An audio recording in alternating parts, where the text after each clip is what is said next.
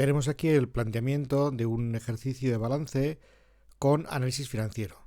Vemos que tenemos aquí una relación de elementos patrimoniales que nos piden que agrupemos en masas creando un pequeño balance y a partir de ahí calculemos el fondo de maniobra y la ratio y al menos una ratio de liquidez y una de solvencia para posteriormente con esos datos hacer un pequeño comentario de cuál es la situación de esa empresa. Bien, el modelo de balance que tenemos sería este. Y antes de ejecutarlo, antes de hacerlo, vamos a recordar algunas cosas importantes. En primer lugar, el pasivo es la financiación, es decir, estos elementos que tengan que ver con financiación irán en esta parte de balance. Y en el activo se registra la inversión, es decir, aquellos elementos que tengan que ver con inversión irán en esta parte del balance. Es decir, la financiación es la que hace posible la inversión. Por otra parte, estas dos grandes masas patrimoniales, el activo y el pasivo, se ordenan de menor a mayor liquidez, es decir, aquellas cosas que se puedan convertir en dinero más fácilmente van en la parte de abajo y el resto en la parte de arriba. Toda la parte de arriba, el no corriente, sería a largo plazo, más de un año, y toda la parte de abajo, el activo corriente, sería un año o menos de un año. En el pasivo lo mismo, ordenamos todas estas masas de menor a mayor exigibilidad. Igualmente, aquellas cosas que sean más exigibles, es decir, me pueden pedir antes de volver, van aquí abajo, y las que sean menos exigibles van en la parte de arriba. Es decir, toda la parte de arriba, lo que se llama la financiación básica, sería el largo plazo, más de un año, y la parte de abajo, el corto plazo, sería un año o menos de un año. Y de esa forma organizaríamos el resto de masas patrimoniales. Deben ir siempre en este orden. Para realizar el punto A, lo que vamos a hacer es clasificar y agrupar estos elementos patrimoniales en sus respectivas masas patrimoniales. Vamos a ver el primer elemento. Un camión valorado en 25.000 euros. Tenemos que preguntarnos si este camión es financiación o es inversión. En este caso es claramente inversión. Y la siguiente pregunta que tenemos que hacer es si este elemento permanece más de un año o menos de un año en la empresa. En este caso, un camión permanece más de un año en la empresa, luego es un elemento de activo corriente. Y finalmente nos tenemos que preguntar si sería un elemento inmaterial, un elemento material o financiero. En este caso es un elemento material, claramente. Por lo tanto, anotaremos ese valor en esta masa patrimonial, 25.000 euros. En el siguiente tenemos que debe facturas a la empresa Balay por valor de.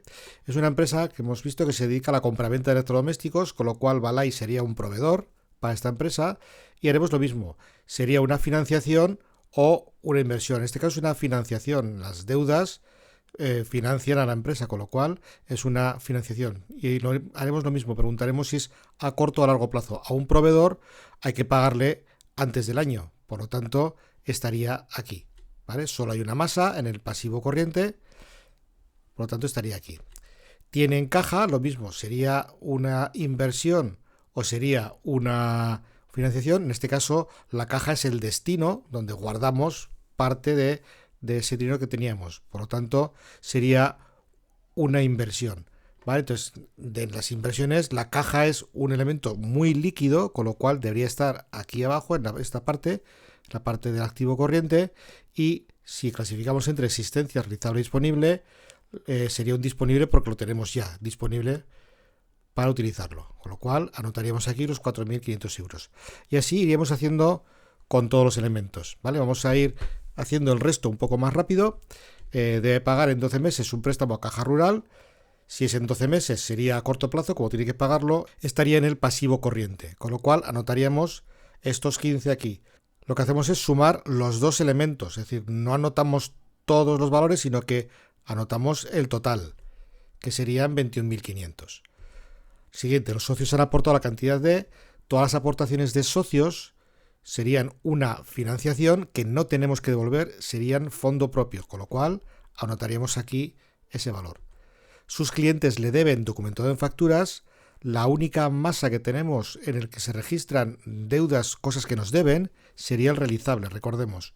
Con lo cual, esta cantidad iría aquí. En el almacén posee lotes de lavadoras por valor de. Serían lotes que está para vender. Lo lógico es que los venda en el año, antes del año, con lo cual estaría en existencias. Todo lo que está en el almacén que utilizamos sería existencias. Anotamos aquí. Su marca está valorada. Sería un derecho permanente que permanece mucho tiempo en la empresa, con lo cual estaría en el activo no corriente y es un elemento inmaterial, con lo cual registraríamos aquí el valor de la marca. Todo lo que sean marcas, patentes, etcétera, estarían aquí. Debe pagar los impuestos a Hacienda. Bueno, pues Hacienda hay que pagarle antes del año, deberían de estar aquí. Hacemos lo mismo, sumamos lo que teníamos con el nuevo elemento patrimonial, serían 30.000. Ha reservado para reponer su inmovilizado, debería de ir aquí. Es una reserva que ha retenido de sus beneficios y las reservas todas van en fondos propios. Pero sin embargo, en este caso, es una reserva que se hace para reponer inmovilizado. Por lo tanto, lo pasamos al inmovilizado material, puesto que es una reserva destinada a reponer este inmovilizado y por lo tanto pasaría en negativo. ¿Vale? Entonces, a estos 25.000 euros le restaríamos 17.600. Tiene un local valorado en, sería una inversión, un local que permanece evidentemente más de un año en la empresa y al ser material, pues lo anotamos aquí. ¿Vale? Adquirido acciones de otra empresa, todo lo que sean inversiones financieras, bien sean acciones, obligaciones, etcétera, iría aquí, en inmovilizado financiero. Es decir, es una inversión que yo hago a largo plazo, por lo tanto, entraría aquí. Sus beneficios han ascendido este año a los beneficios, son el resultado del ejercicio, por lo tanto, debería ir aquí en fondos propios que no hay que devolver. Y por último, debe pagar al Banco Santander en 4 años, es una deuda que tiene a largo plazo en 4 años, con lo cual iría aquí, a largo plazo, la deuda que tenemos. De esta forma tendríamos los elementos clasificados. Solo nos resta ahora sumar estas 3 masas aquí, sumar estas 3 aquí, en el pasivo lo mismo, sumamos, en este caso, como solo hay una masa, sería simplemente trasladar esa masa arriba. Y por último, sumaríamos las principales aquí arriba y aquí arriba. Activo y pasivo, recordamos, deberían ser iguales. Si no son iguales, nos hemos equivocado al clasificar alguna de las masas. Y de esta forma tendríamos el punto A hecho. Para hacer el punto B, que se refiere al cálculo del análisis financiero, lo que vamos a hacer es calcular en primer lugar el fondo de maniobra y después las ratios. En este caso vamos a calcular las 5 ratios que conocemos, aunque aquí solo pide 2. Vamos a calcular el fondo de maniobra. Entonces, fondo de maniobra recordamos que es activo corriente menos pasivo corriente. Podríamos hacer también financiación básica menos activo no corriente, ¿vale? Pero la forma clásica de calcular activo corriente menos pasivo corriente. En este caso, 46.000 menos 30.000, 16.000. Es un fondo de maniobra positivo. ¿Qué quiere decir?